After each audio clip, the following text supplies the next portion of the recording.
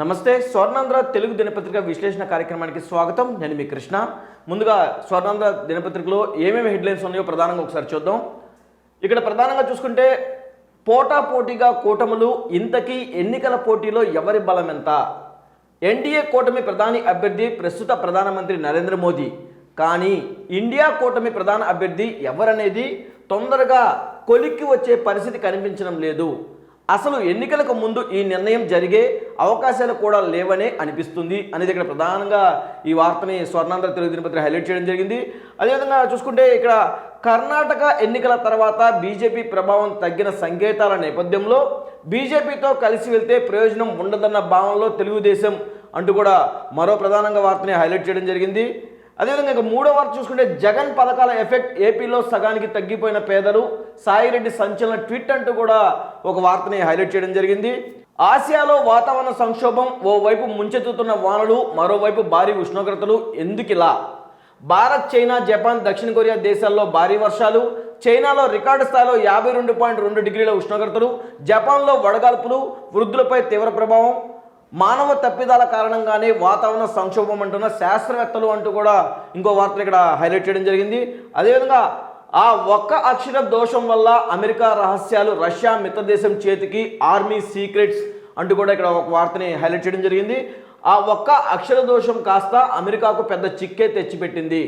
ఒక అక్షరం America army రహస్యాలతో పాటు పాస్వర్డ్స్తో సహా వేరే దేశానికి సెండ్ అయిపోయాయి అంటూ కూడా ఇక్కడ మరో వార్తను కూడా హైలైట్ చేయడం జరిగింది. అదేవిధంగా చూస్తుంటే ఇక్కడ జమ్మూ కాశ్మీర్లో భారీ ఉగ్రకూట భగ్నం, 4 ఉగ్రవాదుల హతమంటూ కూడా మరో వార్తను ఇక్కడ హైలైట్ చేయడం జరిగింది. ఇక్కడ ఇంకో వార్త చూసుకుంటే ప్రైవేట్ వ్యక్తుల చేతుల్లోకి ప్రభుత్వ పరిశోధనల వివరాలు, ఎన్ఆర్ఎఫ్ బిల్లుపై ఏఐపిఎల్ఎన్ ఆందోళన అంటూ కూడా మరో వార్తను ఇక్కడ హైలైట్ చేయడం జరిగింది. ఇక్కడ చూసుకుంటే అందంగా ఆహ్లాదకరంగా మరిన్ని పార్కుల అభివృద్ధి, ఎమ్మెల్యే శిల్పా రవిరెడ్డి అంటూ కూడా మరో వార్తను ఇక్కడ హైలైట్ చేయడం జరిగింది.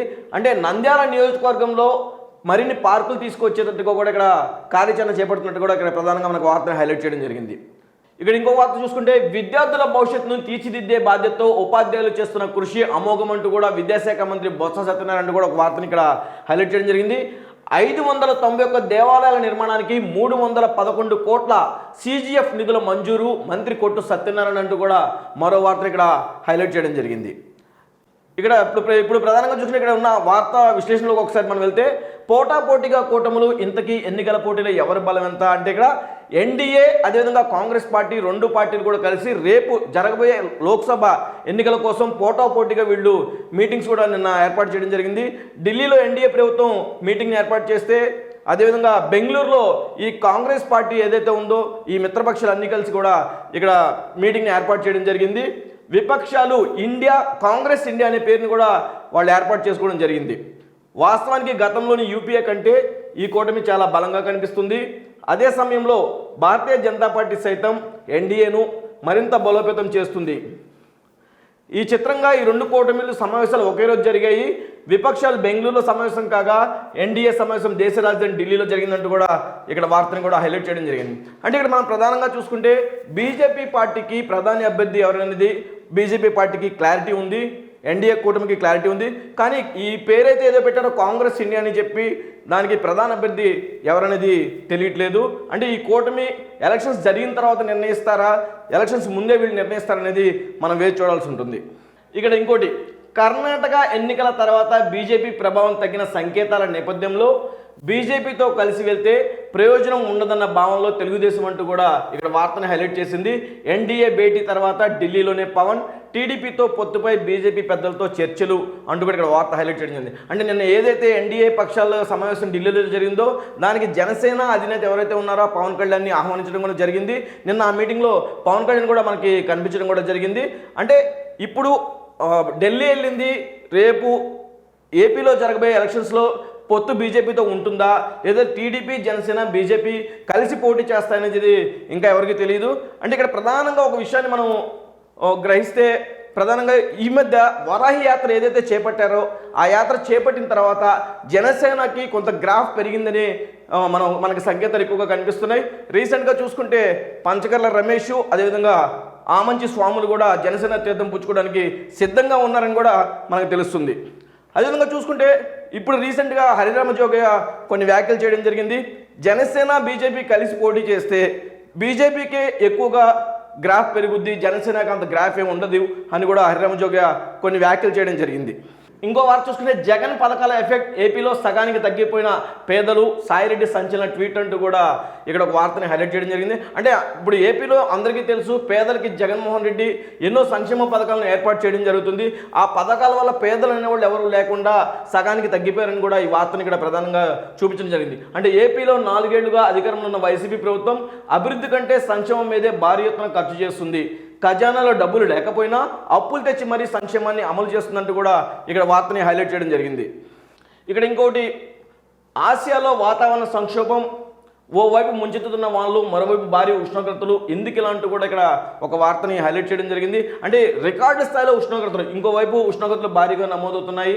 సోమవారం చెన్నైలో రికార్డు స్థాయిలో 52.2 డిగ్రీల ఉష్ణోగ్రత రికార్డైంది. చైనాలోని 5కు పైగా వాతావరణ కేంద్రాల్లో 50 డిగ్రీలకు పైన టెంపరేచర్లు నమోదయ్యాయంటూ కూడా ఇక్కడ ప్రధానంగా వార్తని హైలైట్ చేయడం జరిగింది. మానవ తప్పిదాలే కారణం, అంటే ఈ వాతావరణానికి సంబంధించి అన్నీ కూడా మానవ తప్పిదాల వల్ల ఈ వాతావరణ సంక్షోభం అనేది ఏర్పడుతుందంటూ కూడా ఇక్కడ వార్తని హైలైట్ చేయడం జరిగింది. మానవ తప్పిదాల కారణంగానే ఈ వాతావరణం అనేది సంక్షోభం అంటూ శాస్త్రవేత్తలు కూడా ఒక కామెంట్ చేయడం జరిగింది. అంటే మానవ తప్పిదాల కారణంగా వాతావరణ సంక్షోభం పెరిగిపోతుంది, పరిస్థితి ఇలానే ఉంటే తీవ్రమైన వాతావరణ పరిస్థితులు కొనసాగుతాయి అంటూ కూడా ఒక వార్తని ఇక్కడ హైలైట్ చేయడం జరిగింది. ఇక్కడ మరో ప్రధాన వార్త చూసుకుంటే అందంగా ఆహ్లాదకరంగా మరిన్ని పార్కుల అభివృద్ధి ఎమ్మెల్యే శిల్పా రవిరెడ్డి అంటూ కూడా ఇక్కడ ఒక వార్తను హైలైట్ చేయడం జరిగింది. అంటే నంద్యాల జిల్లాకు సంబంధించి ఆ పట్టణంలో ప్రజలకు ఆహ్లాదకరమైన వాతావరణం కల్పించేందుకు పార్కులను అభివృద్ధి చేస్తామని ఎమ్మెల్యే శిల్పా రవిరెడ్డి చెప్పారంటూ కూడా ఇక్కడ వార్తను హైలైట్ చేయడం జరిగింది. అంటే వైసీపీ ప్రభుత్వంలో ఎవరైతే ఇప్పుడు ఎమ్మెల్యేలు కానివ్వండి, ఎమ్మెల్సీలు కానివ్వండి, వీళ్ళందరూ కూడా గడప గడపకి తిరగడం, ఈ అక్కడ జరిగే కార్యక్రమాల గురించి ప్రజలకు వివరిస్తూ కూడా ఉన్నారు. అదేవిధంగా ఇలాగ కొత్తగా పార్కులు ఏర్పాటు చేసి ప్రజలకు ఆహ్లాదకరమైనటువంటి వాతావరణాన్ని కల్పించేలా కూడా ఇక్కడ ఏర్పాటు చేయడం జరుగుతున్నట్టు కూడా ప్రధానంగా వార్తని మనకి హైలైట్ చేయడం జరిగింది. ఇక్కడ చూసుకుంటే ఇంకో వార్త ప్రధానంగా 591 దేవాలయాల నిర్మాణానికి 311 కోట్ల CGF నిధుల మంజూరు, మంత్రి కొట్టు సత్యనారాయణ అంటూ కూడా ఒక వార్తని హైలైట్ చేయడం జరిగింది. అంటే గతంలో ఎన్నడూ లేని విధంగా రాష్ట్ర వ్యాప్తంగా 591 దేవాలయాల పునరుద్ధరణ మరియు నూతన దేవాలయాల నిర్మాణానికి 311 కోట్లు CGF నిధులను మంజూరు చేయడం జరిగిందని ఉప ముఖ్యమంత్రి కూడా ఇక్కడ చెప్పడం జరిగింది. అంటే క్యాబినెట్లో తీసుకున్న కొన్ని నిర్ణయాలకు చర్యలు కూడా అమలు చేయడానికి కూడా చర్యలు తీసుకుంటున్నట్టు కూడా ఇక్కడ వార్త మనకి హైలైట్ చేయడం జరిగింది. అంటే ఈ నెల 12న జరిగిన కేబినెట్ సమావేశంలో దేవాదాయ శాఖకు సంబంధించి 2 ప్రధాన నిర్ణయాలు తీసుకోవడం జరిగిందని కూడా ఇక్కడ ఎవరైతే మనకి దేవాదాయ శాఖ మంత్రి ఉన్నారో కొట్టు సత్యనారాయణ వివరించడం జరిగింది. ఇక్కడ ఇంకొక వార్త ప్రధానంగా వైసీపీ గురించి తీసుకుంటే గ్రూప్ రాజకీయాలు సహించేది లేదు, జగన్ సీరియస్ అంటూ కూడా ఇక్కడ వార్తను హైలైట్ చేయడం జరిగింది. శివాజీ ఆత్మహత్యయత్నం చేయడంతో ఈ వ్యవహారం రాష్ట్ర వ్యాప్తంగా కలకలం రేపింది. దీంతో సీఎం జగన్ నష్ట నివారణ చర్యలు చేపట్టారు. పిల్లి సుభాష్ని తాడేపల్లి పిలిపించి కాస్త గట్టిగానే క్లాస్ తీసుకున్నారు అంటూ కూడా ఇక్కడ మనకు ఒక వార్త హైలైట్ చేయడం జరిగింది. అంటే ఇక్కడ మనకు తెలిసిన విషయం ఏంటంటే ఎక్కడైతే ఈ పిల్లి సుభాష్ చంద్రబోస్ ఉన్నారో, ఇక్కడ మన ఉత్తర కోస్తాకు సంబంధించిన జిల్లాలో ఉన్నటువంటి పిల్లి సుభాష్ చంద్రబోసు, మంత్రి చెల్లుబోని వేణుగోపాలకృష్ణ మధ్య కూడా కొన్ని విభేదాలు కూడా ఈ మధ్య బయటకు కూడా వస్తూ ఉన్నాయి.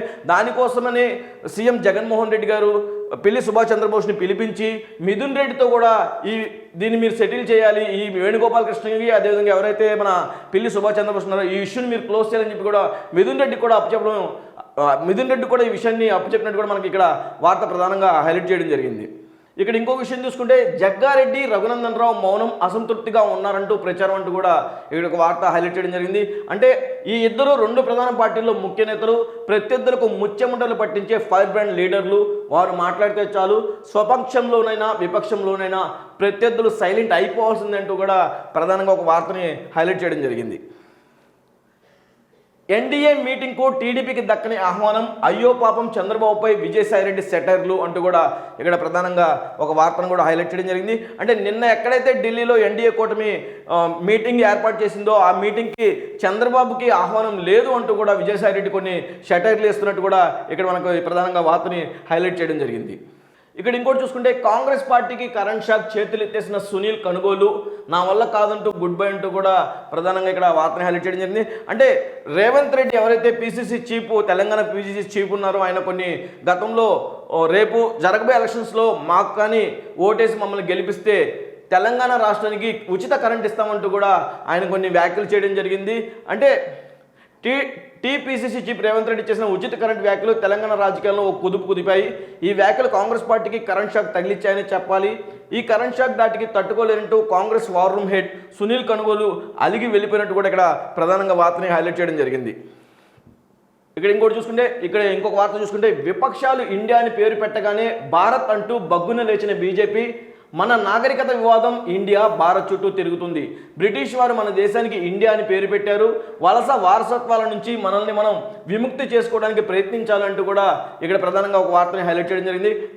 విపక్ష పార్టీలు తమ కూటమికి ఇండియా అనే పేరు ఖరారు చేయగానే భారత్ వర్సెస్ ఇండియా అనే సరికొత్త వివాదానికి తెరలేపింది భారతీయ జనతా పార్టీ అంటూ కూడా ఇక్కడ ఒక వార్తను ప్రధానంగా హైలైట్ చేయడం జరిగింది. ఇక్కడ ఇంకొక ప్రధానమైన వార్తను తీసుకుంటే పవన్ కళ్యాణ్ ఒక దళారి, అందుకే టీడీపీ బీజేపీ మధ్య అనుసంధానం చేస్తున్నారు, సిపిఐ నారాయణ తీవ్ర వ్యాఖ్యలు అంటూ కూడా ఇక్కడ ఒక వార్తని హైలైట్ చేయడం జరిగింది. అంటే ప్రధానంగా చూసుకుంటే 2019 ఎలక్షన్స్లో జనసేన సిపిఐ సిపిఎం కలిసి ఇక్కడ పోటీ చేయడం జరిగింది. ఇప్పుడు జరిగే 2024 ఎలక్షన్స్కి జనసేన బీజేపీతో కలిసి వెళ్తుంది. అదేవిధంగా జనసేన ఎవరైతే ఉన్నారో జనసేన చీఫ్ పవన్ కళ్యాణ్ టీడీపీని కూడా బీజేపీతో కూటమిలోకి తీసుకెళ్లే ఆలోచనలో ఉన్నట్టు, ఈయన మధ్యలో ఉండి దళారీగా చేస్తున్నట్టు కూడా ఇక్కడ వార్తని హైలైట్ చేయడం జరిగింది. అంటే ఏపీ రాజకీయాల్లో ప్రస్తుతం పవన్ కళ్యాణ్ హాట్ టాపిక్గా మారారు. ఆయన ఎవరినైనా తిట్టాలి లేదా ఆయన ఎవరైనా తిట్టాలి, ప్రతిరోజు ఇది నిత్య కృత్యంగా మారింది అంటూ కూడా ఇక్కడ వార్తని హైలైట్ చేయడం జరిగింది. ఇదండి వాటి స్వర్ణాంధ్ర తెలుగు దినపత్రిక విశ్లేషణ. రేపటి స్వర్ణాంధ్ర దినపత్రిక విశ్లేషణలో మళ్ళీ కలుసుకుందాం. అంతవరకు సెలవు, నమస్కారం. నేనొక నిజం, జరిగే యథార్థాల అగ్ని పర్వతం, జననం మరణం మధ్య జరిగే నాటకానికి నేనే సాక్షిని, సగటు మానవుని గొంతుక నేను, మీ అందరి కోసం ప్రతి గడియ పనిచేస్తూ గళం వినిపించే G9 న్యూస్.